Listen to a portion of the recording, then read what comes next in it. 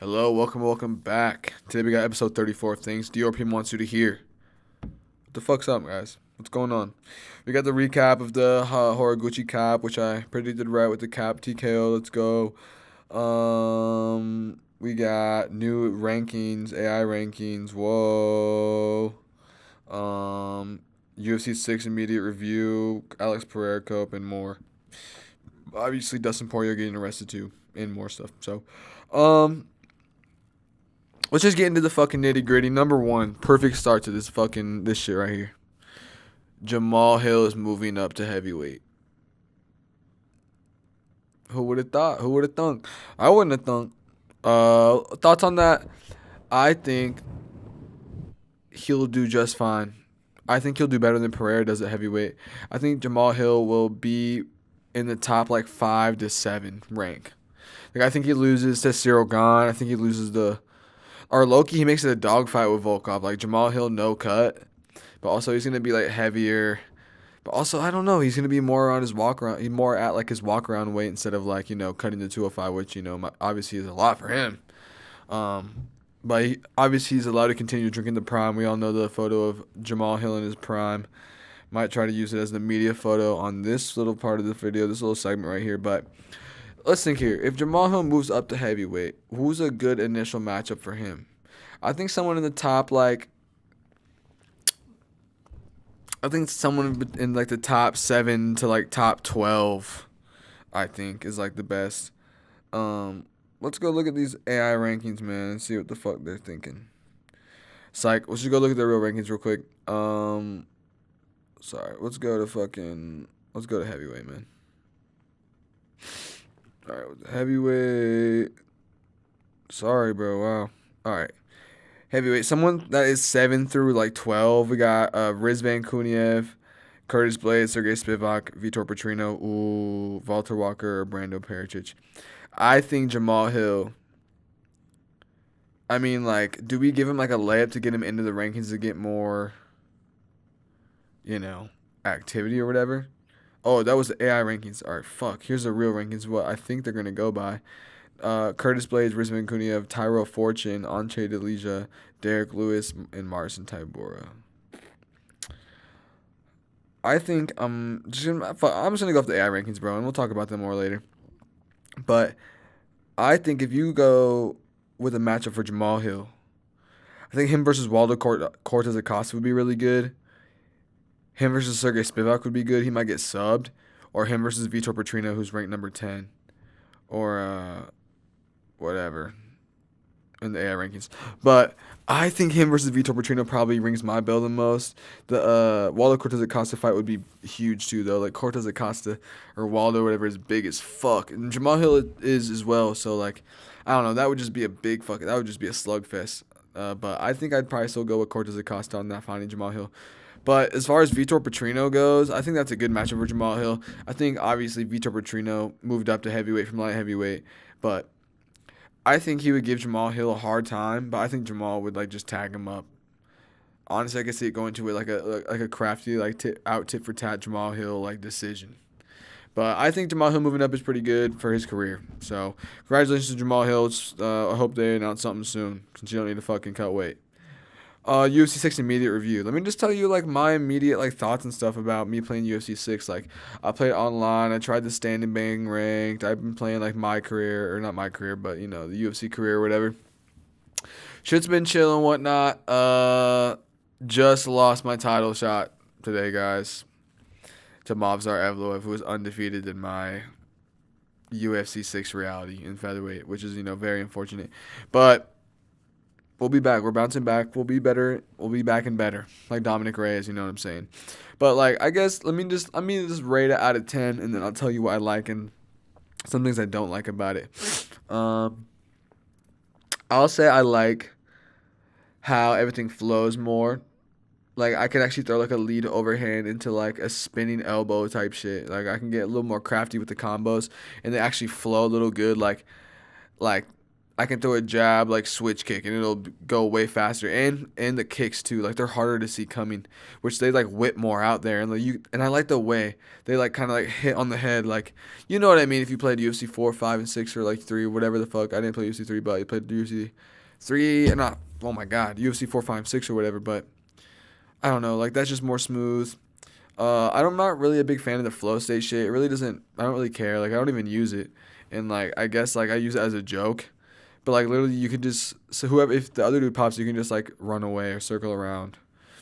I mean, unless he's like got you up against the fence and you know he pops it right at the right time. But like I guess maybe I don't even know if it really does help or do anything. It doesn't like resistance wise, I guess, but I don't know. It just doesn't even really feel like it does anything. Maybe, you know, you throw a little better. Maybe you can throw a couple more punches in the midst of your combos or have more like gas in the tanks, whatever. Well, I don't know, but it doesn't really feel like it does anything. But I guess it's cool how you kind of like enter that flow state or whatever, and you know, it kind of like blackens a little bit and you're just focused and you're going like, it feels like you're going hyperspeed with the visuals and stuff. But I don't know. I think it's alright, but I'd rather just like not have it being real. Like I appreciate them like looking out, trying to do something different or whatever, but you know what's going on with that. I don't know. It's really just a copy and paste. Like every animation is the same. Not gameplay wise. Like obviously gameplay wise, a lot of like characters like they really like have like movement down for like certain like fighters and stuff, and actually that actually like resembles them and whatnot. But so that's pretty cool. Like Yuri actually looks like Yuri when he's like swaying back and forth and stuff. Like Alex Pereira is like doing Alex Pereira. Like everyone has their like fucking you know, there are things that make them different or whatnot. So that's pretty cool to see.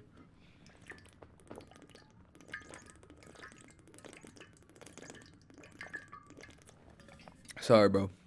I'm still so just beat from the gym, bro. Look at me, bro. Oh my god, this is a pimple and not turning like some fucking Velcro or some shit, bro. Velcro scratch. But as far as UFC 6 goes, man, I'm just glad that I have another UFC game that looks like a little updated.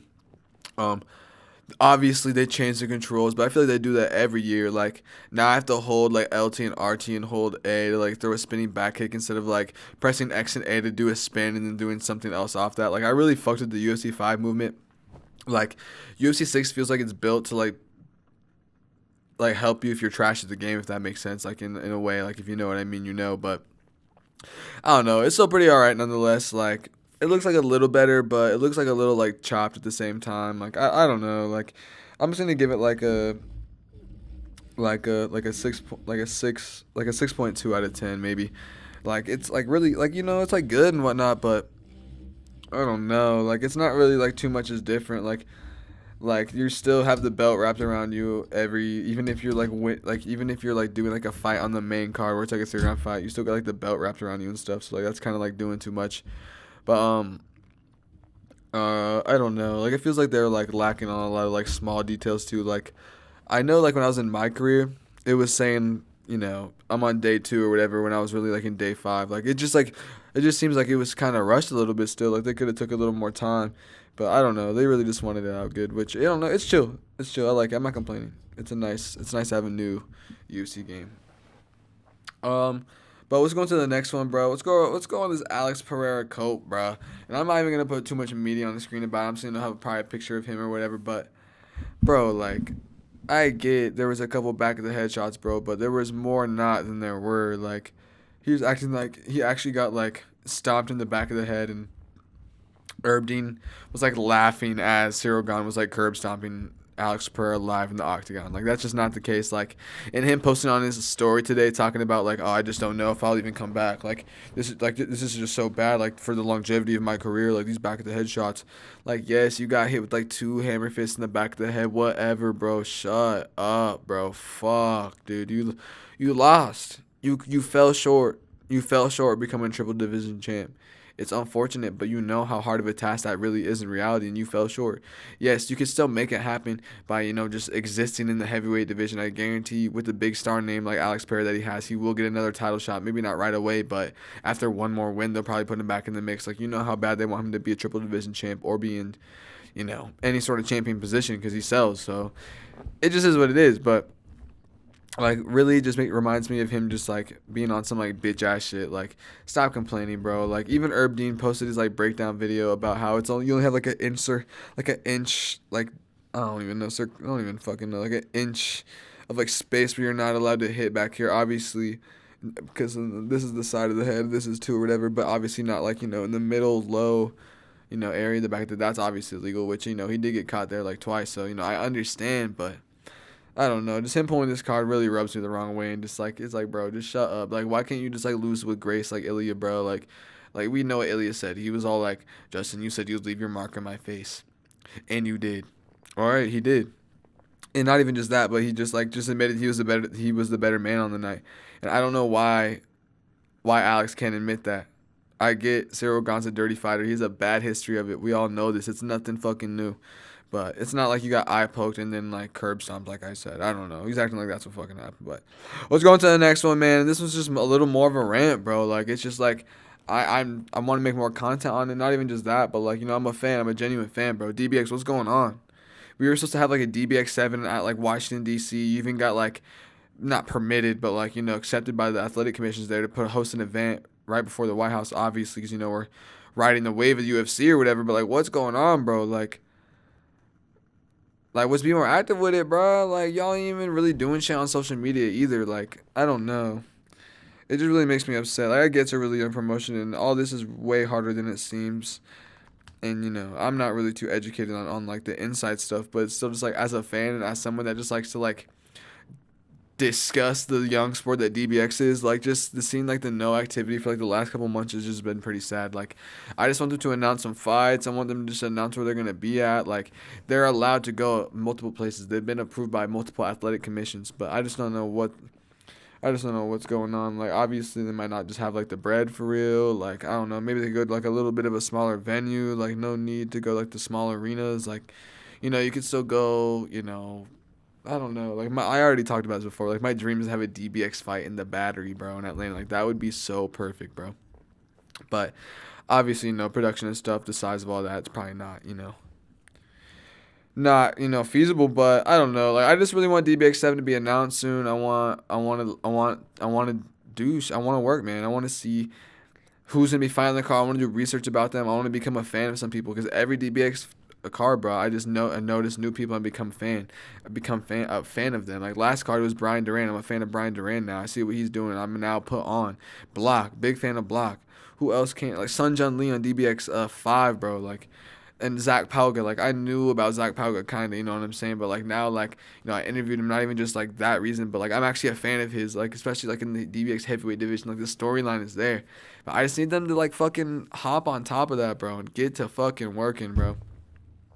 Which they probably are behind the scenes, so I'm not trying to diminish any of that. Like I said, I only have 115 subscribers, and I really honestly know nothing when it comes to any of that. So let's move on to the next one, bro.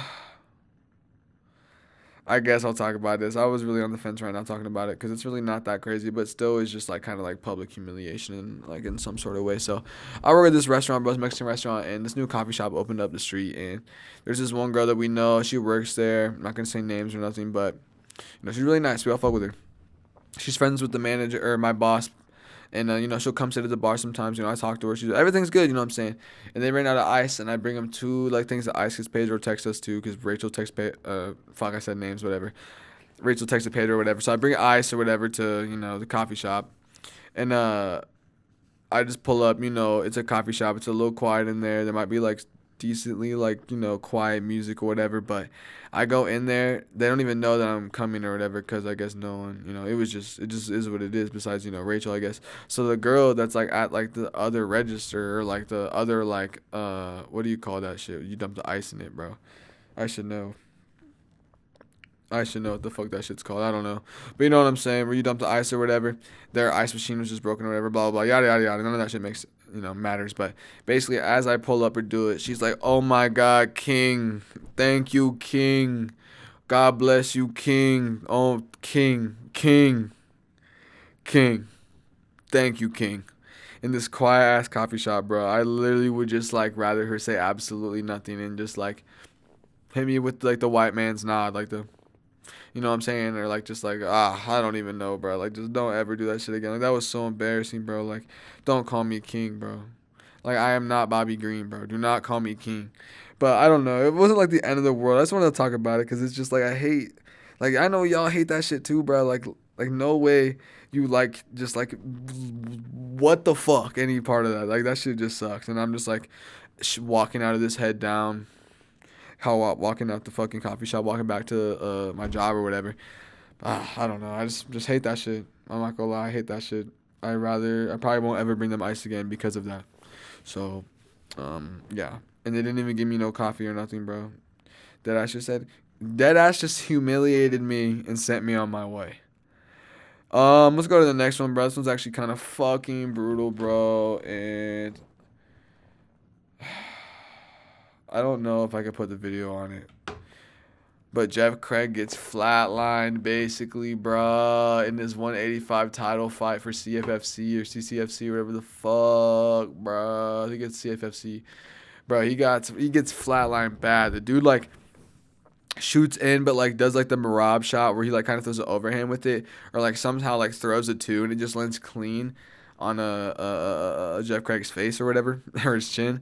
But it was just, like, it didn't even look like it did much. It just Jeff really absorbed it. And like when I saw this, I literally opened up my Instagram and saw this. I was like, what the fuck? So I remember DBX4, whatever the fuck that Jeff Craig makes his debut. He just proves that he has the chin of chins. He just proves he has the chin of chins with that initial onslaught he took, and then obviously he won via ground and pound or whatever. But just Jeff Craig, bread and butter, bruh. We do not like to see this. It is the way of the game, though. You know what I'm saying? So it's not like, it's like that really bad, but it just, damn, bruh. Literally, basically, eats that right hand, whatever, absorbs the whole strike to his fucking chin. Somehow ends up, like, on his back, like, and dude's, like, in guard or whatever. Obviously starts wailing ground and pound. It takes, like, two little, like, to finish off Jeff, bro. He literally is just, like, out on his back or whatever. Then, like, wakes up and, like, starts, like, I don't know. It's not, like, fighting the ref, but you know what I'm saying. He's just out of it. Like, doesn't even know what the fuck's going on. But, damn, yeah. Just seeing that happen to Jeff Craig was so brutal, bro. Like, I was literally talking to Keem about this in the fucking sauna today at the gym after jiu-jitsu and Muay Thai or sparring or whatever. Fucking Jeff Craig is so... We fuck with Jeff Craig, bro. Like, yes, I'll say it again. Jeff Craig has me blocked or whatever, but I still fuck with Jeff Craig, bro. Like, I don't even give a fuck. It's like Cemetery has me blocked too, bro. And I got my Cemetery poster right there. Like, I still fuck with him on him out, all that, whatever, bro. Like, it's just... He's probably just like Cemetery with it. It just has, little to no, like... just... I don't know. I don't even know if I ever said anything bad about Jeff Craig, so I don't know what the fuck his problem is. But getting back to the fucking point... I'm still a Jeff Craig fan. And me and Akeem were talking about how we fuck with his like low base fighting style. We fuck with this cool little elbow he be throwing in the DBX ring. He be throwing it on the pads. Akeem said that he saw him like warming up because Akeem was in Corey's corner for that DBX4, whatever the fuck that fight was, the Juan Alvarez fight. But yeah, man, it's just so crazy to see Jeff Craig's chin just go out like that, or that other dude's power. Like, I don't even know, bro. And Jeff Craig was the champ, if I'm not mistaken. So he just lost his fucking belt, bro. So damn, bro. Jeff Craig got to bounce back, bro. DBX, get him in the fucking DBX ring immediately. Please, hurry up. Let's figure something out. Shout out Jeff Craig, man, even though... I don't even fucking know, dude. Next one, bro. Let's look at the UFC rankings. We got UFC AI rankings. Shit's kind of insane. Shit is kind of insane. Because some people are out of the rankings, some people are in the rankings now. I saved a couple of posts. Shout out Verdict for kind of, telling us, or like I'm going to go off their post basically. I'm not going to put any media on or whatever, but these are like basically the biggest like ranking movements that have happened if you compare like the media rankings to AI rankings. Marlon Vera, Cheeto went from ranked 10 to unranked. Low-key chill. Pat Sabatini went from unranked to ranked number 7. That's pretty insane. Robert Whittaker went from ranked 10th to unranked, I assume in 85. So that's pretty insane. You're like, Robert Whittaker? Like, fuck, dude. Yair Rodriguez went from ranked 5th to being unranked. Let's go. We've been waiting for this fucking moment, bro. Sitting there holding up the featherweight division, doing absolutely fucking nothing. And this one's even fucking better. Nathaniel Wood went from unranked to ranked number 9. Finally, some fucking respect on Nathaniel Wood's name. Rainier de Ritter went from rank 8 to rank 15, so that's pretty significant. Jan Blachowicz went from ranked 4 to ranked 15th. That's kind of insane. AI kind of tripping a little bit, I think. And Arnold Allen ranked 1 spot above Gene Silva. Even though Gene Silva just beat Arnold Allen, I'm pretty sure. Some fucking shit. And then Jamal Hill ranked 1 spot above Khalil Roundtree. Okay. That's not too crazy. And then Alex Perry went from unranked to ranked number 4 in heavyweight because of the Cyril Gane fight or whatever. That doesn't really make any sense. And then Carlos Prates is ranked 1st above Ian Gary. Carlos Prates is number 1 and Ian Gary's number 2. Obviously, it's probably based off like activity and like recency bias or whatever. And then Joaquin Buckley is ranked above Kamaru Usman and welterweight.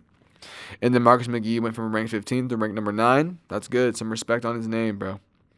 But I don't even know. It's so crazy. Obviously, which ranking system do you think they're gonna go with? Are they gonna go with the AI one, or are they gonna go with the media rankings based off publicity and stuff like? And I'm pretty sure I saw Paddy Pimblett. He got fucked. Let's go to lightweight here. Paddy Pimblett was ranked number 6, and now he's like ranked 9th. That was bad. Ruffy is ranked 7th instead of ranked 10. Or wait, no, he's ranked 10th instead of 7th on the AI rankings. Moicano's at 7, bro. And in the media rankings, Moicano's at 10. So I honestly fuck with the AI rankings, not gonna lie. But I don't know. I feel like there still is like mistakes. Like, why is Pat Sabatini ranked number 7th? Like, that doesn't really make too much sense to me, you know what I'm saying? Like, who was even his last win? I don't even know. I know it was recent, but seriously. Oh, yo, Jose Delgado's ranked 15th. I fuck with these AI rankings. Let's go, guys. I don't really know what much to say about it. I think I fuck with the AI rankings, but obviously, like I said, they're not perfect. But it is, I guess, another cool thing to look at from a different like point of view or perspective or whatever than just like whatever the UFC propaganda machine is feeding to you or whatever. Let's go to this one. This one's good. Gable moved to the prelims. First, he was opening up International Fight Week main card, but he got moved. I think he might be the featured prelim if I'm not mistaken. But he got replaced by Bobby Green and Terrence McKinney, which is so much better to open up the main card because that is crazy. Like, we all know Terrence McKinney. I don't need to fucking repeat. We all know his fucking first round, destruction that unfolds.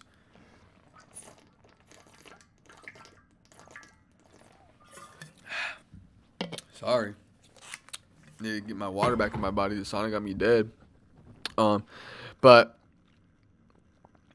let's just predict that fight real quick, bro. Talking about it, and it's nice, bro. I'm glad they're not giving Gable the bone nickel treatment, putting him on the fucking main card over people that have been in the UFC their whole life. And Bobby Green gets his custom shorts this fight, so that's actually gonna be really good. I forgot about that, but I think I'm gonna go Terrence McKinney by sub. Terrence McKinney by sub. I know Bobby Green's coming off a sub against Jeremy Stephens. We know. That's pretty crazy. It's cool. I'm not hating. That's pretty insane. But I'm going to go Terrence McKinney by sub. Just rocks Bobby Green and just somehow ends up in a guillotine or a Darce or an Anaconda, maybe some shit. But I think it's going to be quick. I think it is not going to go past the first round. If so, it does go to a decision, I think. I don't know, though. I don't know anything. If it goes past the first round, I'm scared for Terrence McKinney. Just because Bobby Green just is built like that. But I don't know. This fight looks like it'd be really good. I'm very excited for that fight. Let's go into the next one, bro. The main fucking news for today, besides the recap. That's just that, which is after. Dustin Poirier was arrested, basically just being drunk in public or whatever. But his fucking mugshot looks so bad, bro. Why is he crying? I get it, bro. It was Father's Day. We get it. And Colby Covington ripped a crazy promo talking shit to Dustin Poirier about him being in jail, being I don't even know, just actually just ripping a fucking insane Colby promo about promoting RAF and the RAB, Real American Beer or some bullshit. I don't fucking know. Just trying to get their fucking product up, get their sales up. But Dustin Poirier gets arrested. And then Ben Askren also posted a video of Dustin Poirier wrestling one of Ben Askren's friends or maybe students or something at the airport or some shit. And then all of a sudden, I don't know, I bet Dustin just got too drunk, maybe got a little emotional. I don't know, who knows? There's no video that really came out that I've seen about anything. But maybe he started just tweaking out or just got emotional because he was drunk as fuck and just started spazzing. Maybe that kid took him down in the roids he's on, or the juice he's on just has him feeling it, or all the extra testosterone flowing through his body just has him feeling it or whatever. But I don't know, that shit was just really funny. Just seeing him get arrested was pretty insane. Obviously, it's not that serious. It's not like he's beating women or like doing drugs. I mean, I guess alcohol's a drug, but you know what I mean. Like it's just a little public intox, nothing too crazy. Bro got a little wasted or whatever. So if you didn't know, that's what happened. That's what happened. Even though everyone probably knows what happened because it's on Instagram and we all got Instagram. But come on, Dustin, let's get back. Let's get back into a better place, man. That's not what you want to be on Father's Day, guys. Next one. Let's go to the fight night recap. Some of the fights. I'm just gonna recap some of the fights I actually cared about. We'll start off with the Vinicius Oliveira and Andre Fili fight. That fight was really fucking good, bro. Like, I'm glad Vinicius Oliveira was looking the way he was. He was looking way sharper, more gas in the tank, looking a little more composed too, like in a good way. Like right before he'd rip body shots, he would wait a second, kind of how Gaethje was talking about, like it's like a split second shot. Like you throw a cross instead of just throwing it like that. You go bah, because you're basically like mixing in a feint with a cross, basically, or whatever. But you know the vibes. Seeing him do that, but like do that with the body shots, that was really good. The elbow was crazy in the back of the head. There was one that was really just like basically a tomahawk flush elbow that literally sliced it up, like sliced the back of Andre Fili's head open. Shout out Jackson. He showed me a photo when we were like in the locker room or whatever after training of the cut on Andre Fili's head. I was like, yeah, I knew there was a cut, but he was saying like, did you see how it scalped him? Did you see how it scalped Andre Fili? And I was like, bro, what do you mean scalped him, bro? Like, this is getting scalped, bro. Like, ripping your shit back. But nah, that was not that bad. It was a decent cut, though, so that was pretty insane. But it was still just an insane performance. Like, that's like if I were to fight with my hands down, that's how I would want to fight, if that makes sense. Like, just looking at Vinicius Oliveira, the head movement, yes, he was getting caught with, like, either head kicks on the guard or just getting caught a little bit. Like, his hands were down. Obviously, need to pick that shit up, and then he would be a real fucking problem, even though he already is, in my opinion. It was like a 2 week notice Andre Fili, though, so if he didn't get a TKO, it would have been bad. Like, it would have been like, all right, where are you really floating around featherweight? Like, are you really even going to hit top 15? But I think he will. Vinicius Oliveira looking very promising, very excited for his future at featherweight, and, I'm glad it went this way. This is a lot of stress on me. My bedtime banner, Vinicius Oliveira, was in my 135 spot. Obviously, he moved up, but I'm a big fan of Vinicius Oliveira, man. I'm glad he did what he did, and I'm glad it was like all the vibes are up.